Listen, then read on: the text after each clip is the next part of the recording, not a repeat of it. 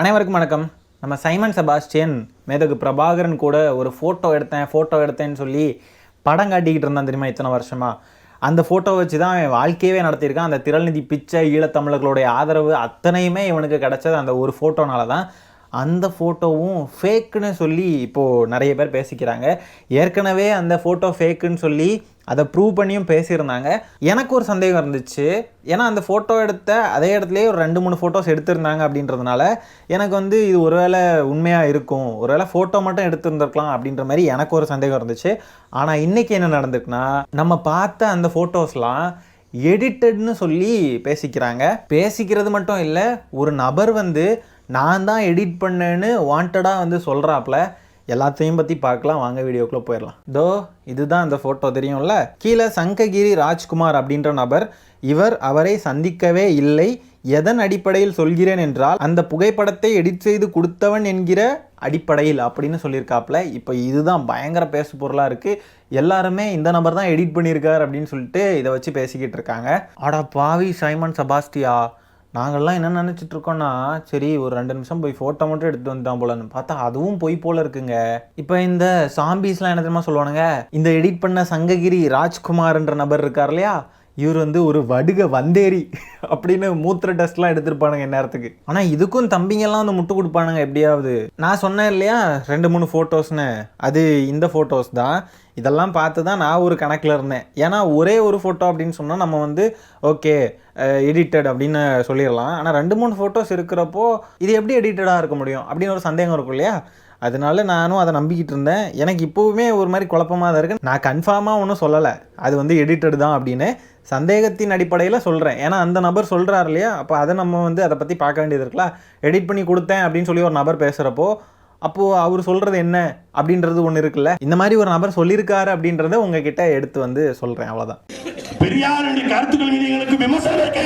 ஆனால் பெரியாருடைய சீர்திருத்த கொள்கையில எங்களுக்கு முழுமையாக உடன்பாடு உண்டு. பெரியாரை மறுக்க முடியாது. சாதி ஒழிப்புல, பெண்ணிய விடுதலையில, சமூக நீதியில பெரியாரின் பங்கு அளப்பரியது. பெரியாரை நீங்க திமுக அதிமுக தூக்கி பிடிக்கலையோ, நாங்கள் பிடிப்போம். பிரபாகரன் பிள்ளைகளை பெரியாரை தூக்கி பிடிப்போம்.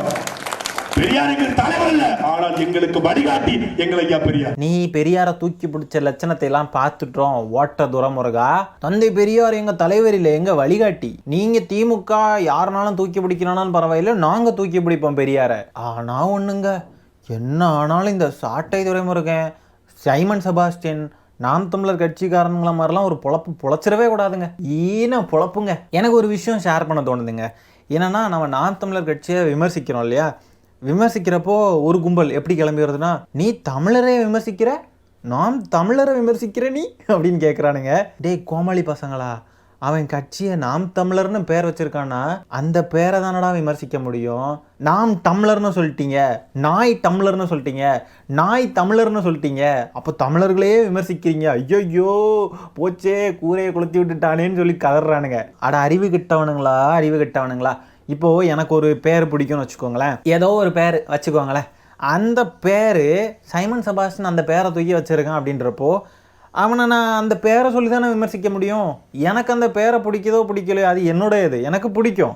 ஆனால் சைமன் செபாஸ்டியன் எனக்கு பிடிச்ச பேரே வச்சுருக்கான்றப்போ அவனை அப்படி தானே விமர்சிச்சாக முடியும். அவன் அடையாளம் அதுதான்றப்போ அதை தானே விமர்சிக்க முடியும். தம்பிகளா, அந்த நாம் தமிழர்ன்ற பேரை நீங்கள் தான்டா வெறுக்க வச்சுட்டீங்க.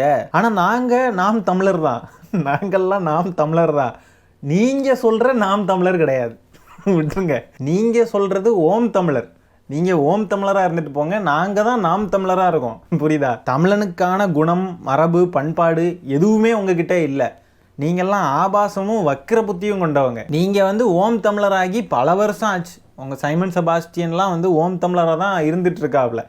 அதனால நீங்கள் நாம் தமிழர்னு சொல்லக்கூடாது. ஓம் தமிழர்னு சொன்னாலும் ஓம் தமிழர்னு சொல்லிட்டாங்கன்னு கடந்து கதறானுங்க. கடந்து இன்னொரு ஒரு கட்சி நாம் தமிழர்னு பெயர் வச்சுட்டு வந்தாலும் அதையும் விமர்சிக்க தான் செய்வோம், அதையும் வெறுக்க தான் செய்வோம். ஏன்னா இரிட்டேட் ஆகிற மாதிரி ஃபீல் பண்ண வச்சுட்டீங்க. நாம் தமிழர்னு சொன்னாலே வெறுக்க வச்சுட்டீங்க. நீங்கள் வெறுக்கிறோம் அப்படின்றதுக்காக தமிழர்களை வெறுக்கிறோன்னு ஆகாது, தமிழர்ன்ற வார்த்தையை வெறுக்கிறோன்னு ஆகாது.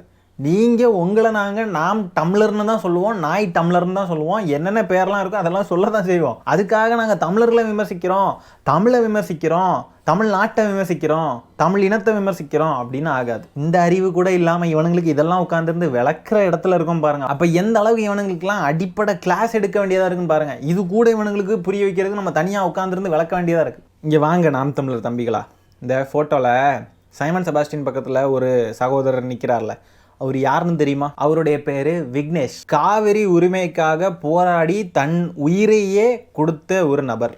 உங்கள் கட்சி இந்த நபருக்கு என்னெல்லாம் பண்ணிச்சுன்றத சொல்லட்டுமா? அந்த பையனுடைய பேரில் வெளிநாட்டிலேருந்து காசை வாங்கி ஆட்டையை போட்டாங்க.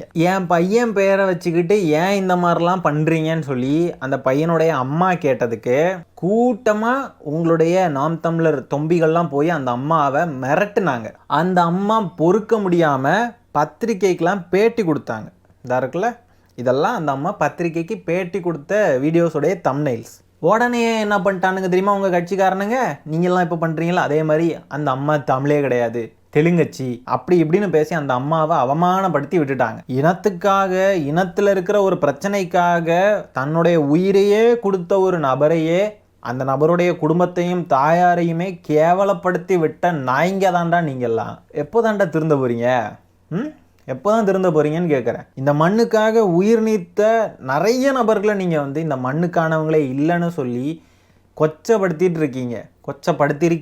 அப்போ நீங்கள் ஒன்று பண்ணுங்களேன், பேசாமல் இந்த மண்ணில் நாங்கள் ஓட்டு எதிர்பார்க்கறது அப்படியே பச்சை தமிழர்கள்கிட்ட இருந்து மட்டும்தான் எதிர்பார்க்குறோம், வேற யாரும் எங்களுக்கு ஓட்டு போட தேவையில்லைன்னு சொல்லிருங்க பார்ப்போம். தேசிய இனத்துக்கும் மரபினத்துக்கும் கூட வித்தியாசம் தெரியாத தற்குறிகளாக உங்களையெல்லாம் வளர்த்து வச்சிருக்காண்டா சைமன் செபாஸ்டியன்.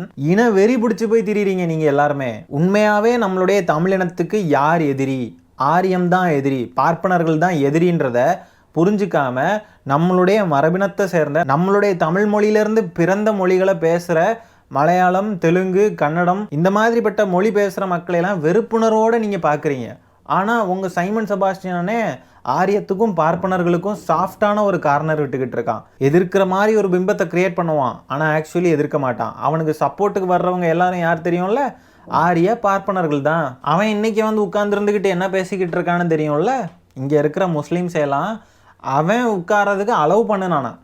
இந்த மாதிரி பேசுகிறதுக்கான நிலைமையை நம்ம உருவாக்கி கொடுத்துருக்கோம் அப்படின்றத நினச்சி வெக்கப்படணும், கேவலப்படணும், நம்ம தலை குனியணும். நீங்கள்லாம் கூட்டமாக இந்த சைமன் செபாஸ்டியன் பேசுகிறத நம்பிக்கிட்டு அவன் பின்னாடி போகிறீங்கல்ல, இன வெறி பிடிச்சி போய், இன பற்று, இன உணர்வு இருக்கிறதுல பிரச்சனையே கிடையாது, இன வெறி பிடிச்சி போய் திரிறீங்கல்ல, அந்த வெறி தான் அவனுடைய பிஸ்னஸ் இன்வெஸ்ட்மெண்ட்டே. அவன் நல்லா சம்பாதிச்சிருவாங்கன்னா உங்களையெல்லாம் நல்லா இந்த இனத்துக்கு எதிராக திருப்பி விட்டுக்கிட்டு, இந்த மக்களுக்கு எதிராக திருப்பி விட்டுக்கிட்டு, நீங்கள் எல்லாம் ஆல்ரெடி அனாதை தான், உங்களையெல்லாம் யாருமே மதிக்க மாட்டாங்க. ஆனால் நீங்கள் ஒரு கும்பல் இங்கே எதிராக இருந்துக்கிட்டே இருக்கீங்க பாருங்கள். இந்த எதிர்ப்பை வச்சு அவன் பயங்கரமாக சம்பாதிச்சிருவாங்கன்னா நீங்கள் தான் கடைசியில் இந்த இனத்துக்குள்ளே ஒரு ஆளாகவே இல்லாமல் நாம் தமிழர்னு சொல்லி நீங்கள் தான் வீழ்ந்து போய்கிட்டே இருப்பீங்க. உங்களை யாருமே மக்கள் மதிக்க மாட்டாங்க. நீங்கள் எந்த காலத்துலேயுமே நல்லா வர முடியாது. நம்ம தமிழ் மக்களுக்கு, நம் தமிழ் இனத்துக்குன்னு சொல்லி நிறைய பிரச்சனைகள் வந்திருக்கு. அந்த வந்த நேரத்துல எல்லாம் நீங்கள் சொல்கிற இந்த மண்ணுக்கானவர்கள் இல்லை, இவங்க வந்து அந்த மொழி பேசுகிறவங்க, இந்த மொழி பேசுகிறவங்கன்னு சொல்லி பேசுகிறீங்கல்ல, அந்த மக்கள்லாம் இறங்கி போராடி இருக்காங்க, உயிர் நீத்து இருக்காங்க. ஆனால் ஆரியர்கள், பார்ப்பனர்கள் யாருமே எந்த போராட்டத்திலையும் இறங்கி வந்ததே கிடையாது, உயிர் நீத்ததே கிடையாது. ஆனால் உங்கள் அண்ணன் திராவிட மொழி பேசுகிறவங்க திராவிடத்தையெல்லாம் எதிர்க்கணும்னு சொல்லி இந்த மக்களையெல்லாம் எதிர்க்க வச்சுட்டான். ஆனால் ஆரியத்தையும் பார்ப்பனர்களையும் 2000 வருஷமாக என் கூட இருக்கிற பார்ப்பனர்களை ஏன் எதிர்க்க சொல்கிறேன்னு கேட்டு அவங்களும் ஒரு சாஃப்ட் கார்னர் விட்டு, ஆனால் ஆரியத்தை எதிர்க்கும், எங்களுக்கு எதிரியே திராவிடமும் ஆரியமும் தான் அப்படின்னு சொல்லுவான். ஆனால் அவனுடைய ஒரு புக்கில் என்னமோலாம் ஆரியத்துக்கு உயர்ந்தவன் அப்படின்ற பொருள் கொடுத்து வச்சுருக்கான். இன்னொரு பக்கம் இந்த மாதிரி ஏன் எதிர்க்க சொல்கிறேன்னு கேட்பான். இந்த மாதிரிலாம் கேட்டு திராவிடத்தை மட்டுமே எதிர்க்கிறத தான் அவனுடைய முழு நேர வேலையாக வச்சுருக்கான். ஆரியத்தை ஒழிப்பேன்னு சொல்லுவானா? சொல்ல மாட்டான். ஆரியத்தை ஒழிப்பேன்னு சொல்ல மாட்டான். எதிர்க்கிறேன், எனக்கு ரெண்டுமே எதிர்தான் அப்படின்னு சொல்லுவான். ஆனால் ஆரியத்தை எதிர்க்க மாட்டான். திராவிடத்தை முழுவீச்சாக எதிர்க்கிற மாதிரி ஆரியத்தை எதிர்க்கவே மாட்டான். இதுக்கெல்லாம் காரணம் அவன் எங்கெங்கே காசு வாங்கணுமோ அங்கங்கே வாங்கிக்கிட்டு அங்கங்கே வாலாட்டிக்கிட்டு இருக்கான். ஜோம்பிகளே புரிஞ்சுக்கோங்க. அடுத்ததாக நம்ம சைமன் செபாஸ்டியனை தாண்டி நம்ம தாவேகா கட்சியில் இருக்கிற ஒரு பொண்ணு, அவங்க வந்து ரொம்ப ட்ரெண்ட் ஆகிட்டு இருக்காங்க. அவங்க பேர் கூட வைஷ்ணவின்னு நினைக்கிறேன். அந்த பொண்ணு வந்து ஒரு விஷயம் பேசியிருக்காங்க, அதை பற்றி நம்ம பார்ப்போம் வாங்க. டிவிக்கு வந்தால் இதை பண்ணிடும். அது வந்துட்டு அதான் இன்னும் பொருளாதாரம் அப்படிங்கிறது உயர்ந்திருக்கா அப்படின்னு எனக்கு தெரியல. உயர்ந்த மாதிரி எனக்கு தெரியல பர்சனலா. ஏன்னா எஜுகேஷன் ஆகட்டும், மேஜர் செக்டார்ஸ் எஜுகேஷன், மெடிசன், இந்த மாதிரி மேஜர் செக்டார்ஸ்ல இன்னுமே டிஃபெக்ட்ஸ் இருந்துட்டே இருக்கும். அடிப்படை தேவைகள் தரமா கிடைக்காதனால வந்துட்டு மக்களோட வாழ்வாதாரமும் அதனால பொருளாதாரம் எஃபெக்ட் ஆகுதா அப்படிங்கிறது என்னோட பாயிண்ட். இதெல்லாம் ஏன் வந்துட்டு இத்தனை ஏடிஎம்கே ஆட்சி பண்ணியிருக்கீங்க, டிஎம்கே ஆட்சி பண்ணியிருக்கீங்க, ஏன் வந்துட்டு மக்களோட வாழ்வாதாரம் இன்னும் உயரவே இல்லை? அடிப்படை தேவைகளை நீங்க பூர்த்தி பண்ணி கொடுத்தாலே போதும், மக்கள் நல்லா வந்துட்டு என்ன சொல்றது, அவங்க வாழ்வாதாரம் நல்லா இருக்கும், அதனால நாட்டோட பொருளாதாரம் இருக்கும். ஏன் இன்னும் வந்துட்டு பொருளாதாரம் போயிடல? அப்ப நீங்க வந்துட்டு வாழ்வாதாரத்தை உயர்த்தலையா அப்படிங்கிறத என் கேள்வி. ஸோ நாங்க வந்து மேஜரா அது பேஸ் பண்ணி போவோம். அதுதான் பிறப்புக்கும் எல்லாவும் இருக்கும், எல்லாருக்கும் எல்லாமே சமம். இந்த தங்கச்சி இப்படி பேசினதுக்கு நம்ம ரிப்ளை பண்ணுறதுக்கு முன்னாடி இந்த தங்கச்சி ஏற்கனவே ஒரு இடத்துல பேசியிருக்காங்க.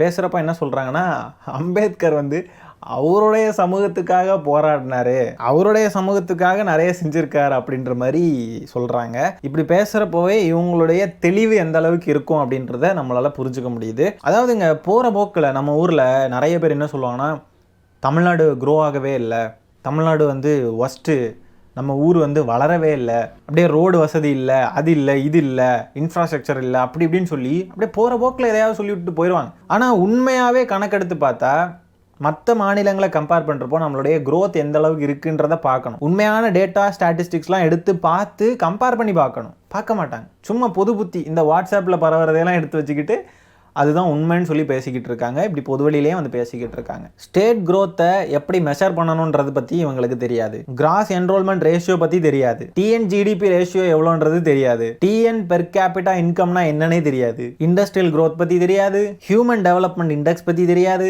இந்தியாவிலேயே அதிகமான பிஹெச்டி பண்ணவங்களுடைய எண்ணிக்கை எங்கே இருக்குன்றது பற்றி தெரியாது, விமன் ஆண்டர்பிரனர்ஸ் எங்கே அதிகம்ன்றது பற்றி தெரியாது, விமன் அதிகமாக வேலைக்கு போகிறது எந்த ஸ்டேட்லன்றதை பற்றி தெரியாது. இந்தியாவிலேயே 41% பெண்கள் வேலைக்கு போகிறது தமிழ்நாட்டில் தான். 100 பெண்கள் எடுத்துக்கிட்டிங்கன்னா அதில் 41 பெண்கள் வேலைக்கு போகிறாங்க, வேலை செஞ்சு வருமானம் பார்க்குறாங்க. 41 பெண்கள் 100 பெண்களில் யோசிச்சு பாருங்கள். மீதி இருக்கிற பெண்கள்லாம் சேர்ந்து தான் மொத்த இந்தியாவையுமே கான்ட்ரிபியூட் பண்ணுறாங்க வேலைக்கு போகிறதுல. புரிஞ்சுக்கோங்க. இப்படி எதை பற்றியுமே ஒரு பேசிக்கான நாலேஜ் கூட இல்லாமல் போகிற போக்கில் இப்போ நான் சொன்ன ஒவ்வொன்றத்தையும் பற்றி பேசணும்னா நம்ம தனித்தனியாக அதை பற்றி பேசணும். இந்த எந்த விஷயத்தோடைய அடிப்படை கூட தெரியாமல் போகிற போக்கிலேயே இது மாதிரி தமிழ்நாடு இன்னும் உருப்படல, தமிழ்நாடு அப்படியே தான் கிடக்குது, தமிழ்நாடு நாசமாக போயிடுச்சு அப்படின்னு வாய்க்கு வந்தபடி பேசிட்டு போயிடுறது. படிக்க வைக்கவில்லை குடிக்க வைத்தார்கள் அப்படின்றது சைமன் செபாஸ்டியன் சொல்லுவான்ல, அந்த கேன பையன் சொல்கிறான் அப்படின்னு சொன்னால் அதையும் பார்த்து இந்த தலைமுறை இன்ஃப்ளூயன்ஸ் ஆகிட்டு இருக்கு. உண்மையை சொல்லணும்னா எத்தனை பேர் நம்மெல்லாம் முதல் தலைமுறை பட்டதாரிகளாக இருக்கோன்றதை பற்றி பார்க்கணும். இதுக்கு முந்தி தலைமுறை, அதுக்கு முந்தின தலைமுறை, நம்மளுடைய தாத்தா அப்பாலாம் ஏன் அவங்களாம் பட்டதாரிகள் ஆகலை? ஒருவேளை அப்பா ஆயிருந்திருக்கலாம், ஆனால் தாத்தா ஏன் ஆகலை? அதுக்கு அடுத்தது இவ்வளோ பெரிய மாற்றம் நடந்து இன்னைக்கு நம்ம எல்லாருடைய வீட்லேயுமே பட்டதாரிகள் மேக்சிமம் இருப்பாங்க அப்படின்னு சொன்னால் அதுக்கு காரணம் இங்கே நடந்த மாற்றம் தான். இந்த மாற்றத்துக்கு காரணம் ஆண்ட ஆட்சியாளர்கள் தான், இல்லைன்னு மறுக்கவே முடியாது. இந்த ஓம் தமிழர் கட்சி வாட்ஸ்அப்பில் ஃபார்வர்ட் பண்ணிக்கிட்டு இருப்பாங்கல்ல, அந்த மெசேஜெல்லாம் கொண்டு வந்து இவங்களும் இப்போ ஆரம்பிச்சிட்டாங்க. இதெல்லாம் இந்த பொண்ணு சொல்கிறாங்க, இதெல்லாம் உயர்ந்திருக்கான்னு தெரில, இங்கே இருக்கிற வசதிகள்லாம் உயர்ந்திருக்கா என்னென்னலாம் எனக்கு தெரியல அப்படின்றாங்க. தெரியலனா ஏன் உயரலைன்னு சொல்கிறீங்க? சரி, உங்களுக்கு தெரியல தானே, உங்கள் அண்ணா வந்தால் உயர்த்திடுவார் அப்படின்றத எதை வச்சு சொல்கிறீங்க? முழுக்க முழுக்க எதை வச்சு சொல்கிறீங்க? நம்பிக்கையின் அடிப்படையில் சொல்கிறீங்க. ஒட்டு மொத்தமாக எங்கள் விஜய் அண்ணா வந்து எல்லாத்தையும் மாற்றிடுவார். எதை மாற்றுவார்? இங்கே என்ன மாறலை? என்ன உத்தரப்பிரதேஷ் மாதிரி நம்ம இருக்கோமா? பின்தங்கி போய் இருக்கோமா? ஒஸ்டான ஸ்டேட்டாக இருக்கோமா? மேக்ஸிமம் நம்ம எல்லா விஷயத்துலையுமே நல்லா தான் இருக்கோம், எந்த வகையிலுமே நம்ம தாழ்ந்து போகலை. நம்மளை விட வட மாநிலங்கள்லாம் எவ்வளோ பின்தங்கி இருக்குன்றதை பற்றி தெரியுமா? தமிழ்நாட்டில் 3 வேளையுமே சாப்பாடு சாப்பிட்றவங்களுடைய எண்ணிக்கை விகிதம் பார்த்தீங்கன்னா 99.7%, கிட்டத்தட்ட 100% எல்லாருமே 3 வேளையுமே சாப்பிட்றோம். ஆனால் குஜராத்தில் 30% மக்களுக்கு தான் 3 வேளையும் சாப்பாடு கிடைக்கிது. 30% எவ்வளோன்னு தெரியும்ல? 100 பேர் இருக்காங்கன்னா அதில் 30 பேர் தான் 3 வேளையும் சாப்பிட்றாங்க, மீதி யாருமே 3 வேளை சாப்பிட்றது கிடையாது. ஒன்றிய அரசோட புள்ளி விவரத்தின்படி தமிழ்நாட்டில் வறுமை ஒழிக்கப்பட்டுள்ளதாக தான் தெரியுது. வட மாநிலங்கள்லாம் நம்மளை விட எங்கேயோ பின்தங்கி இருக்காங்க, நம்மளாம் எவ்வளவோ இம்ப்ரூவ் ஆகி தான் இருக்கோம். ஆனால் நம்மளையே குறை சொல்கிறது, இங்கே வந்து ஆட்சி சரியில்லை, திராவிட மாடல் ஆட்சி அப்படி இப்படின்னு சொல்லி குறை சொல்லிக்கிட்டே இருக்கிறது. ஆனால் உண்மையாகவே இவங்ககிட்ட 4 வார்த்தையை சொல்லி இதெல்லாம் உனக்கு தெரியுமான்னு கேட்டால் தெரியாது, அடிப்படையே தெரியாது. பீகாரும் தமிழ்நாடும் 1965 1970 அந்த காலகட்டத்திலலாம் ஒரே நிலைமையில தான் இருந்துச்சு. இன்னைக்கு நிலைமை தலைகீழாக இருக்குது. தமிழ்நாடு எங்கேயோ போயிடுச்சு, பீகார் இன்னும் அதே இடத்துல தான் இருக்குது. ஃபஸ்ட்டு போய் இதெல்லாம் தெரிஞ்சுக்கோங்க தங்கச்சி. தெரிஞ்சுக்கிட்டு அதுக்கு பிறகு பேசுங்க. அறிவை வளர்த்துக்கோங்க. சும்மா கண்ணை மூடிட்டு எதிர்க்கக்கூடாது எதையுமே. அண்ணன் எதிர்த்துட்டாரு அப்போ நம்மளும் எதிர்க்கணும், அண்ணன் போகிற வழி தான் கரெக்டு, அண்ணன் சொல்கிறது தான் சரி அப்படின்னு சொல்லிட்டு எதையுமே நம்ம கண்மூடித்தனமாக போகக்கூடாது. பெரியார கொள்கை தலைவராக வச்சுருக்கீங்கல்ல, கொஞ்சமாவது அப்போ பகுத்தறிஞ்சு நடந்துக்கணும். சரி மக்களே, இந்த காணொலியை நான் இதோட என் பண்ணிக்கிறேன். இந்த வீடியோவில் நம்ம பேசிக்கிற விஷயங்களை பற்றி உங்களுடைய கருத்துக்கள் என்னன்றதை கமெண்ட்டில் பதிவு பண்ணுங்கள். வீடியோ பிடிச்சிருந்தா ஒரு லைக்கை தட்டி விட்டு 4 பேருக்கு ஷேர் பண்ணுங்கள். முக்கியமாக நம்ம சேனலை சப்ஸ்கிரைப் பண்ணி வச்சுக்கோங்க. மீண்டும் இன்னொரு காணொலியில் சீக்கிரமாக உங்களை சந்திக்கிறேன். அது வரைக்கும் டாடா பை, டேக் கேர்.